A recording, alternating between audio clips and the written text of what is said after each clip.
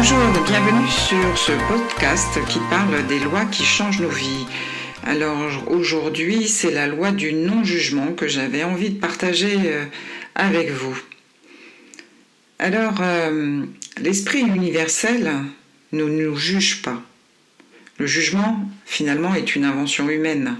C'est une façon pour nous de nous comparer, de contraster, de vérifier, alors que nous avons pour juger d'impossibles et d'irréalistes critères de morale, de perfection ou de vérité.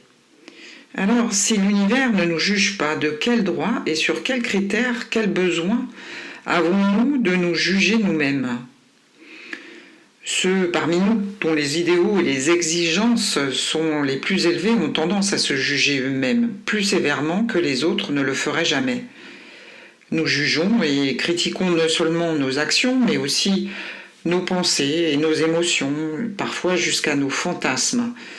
Nous jugeons ensuite les autres selon nos propres idéaux. Puis, nous nous blâmons nous-mêmes d'avoir jugé les autres.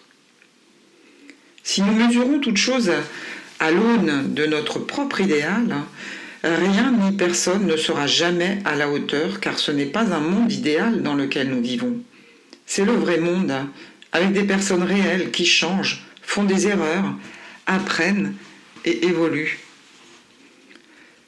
Nous avons tendance à intérioriser les critiques et les blâmes réels ou imaginés que nos parents nous ont adressés.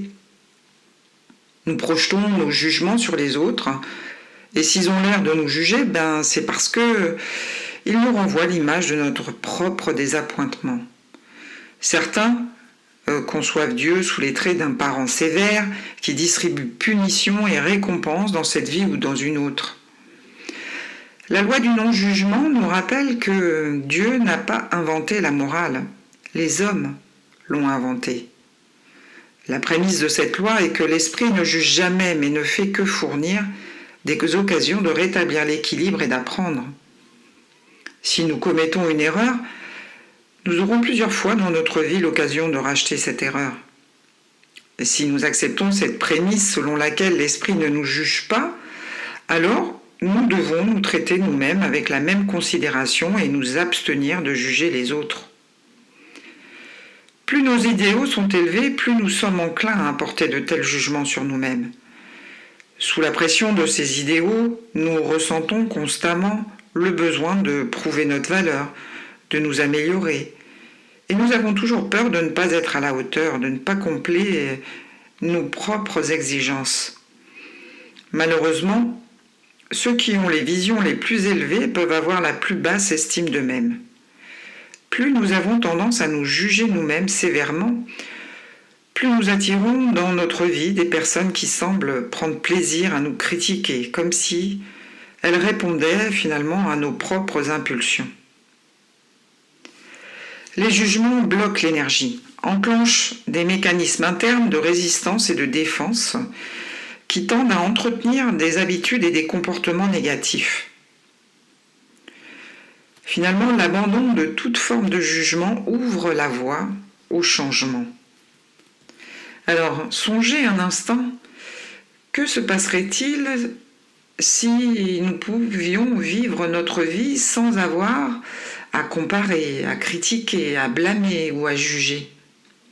Si nous pouvions tout simplement faire de notre mieux, accepter nos erreurs, apprendre notre leçon et faire un peu mieux la prochaine fois.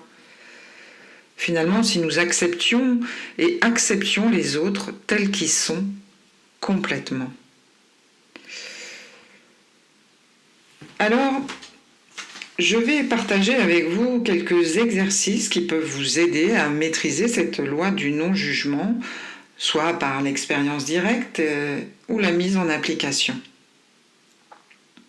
Tout d'abord, prenez un instant pour réfléchir à votre manière de mesurer le monde et de vous mesurer vous-même par rapport à vos valeurs individuelles, au lieu d'observer les principes de l'une ou de l'autre des vérités universelles.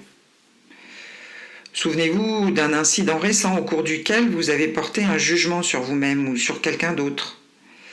Et mentalement, vous pouvez exécuter une petite et simple cérémonie. Dites-vous, j'abandonne tous les jugements que j'ai portés sur moi-même ou sur une autre personne à tel ou tel sujet. Vous aspirez profondément avant de dire ces mots intérieurement, et puis vous expirez en sentant que vous expulsez tous les jugements que vous avez jamais portés sur vous-même à ce sujet, en abandonnant ces jugements qui sont comme un miroir finalement de vous-même. Eh bien, vous aidez à briser ce joug de vos propres comportements négatifs.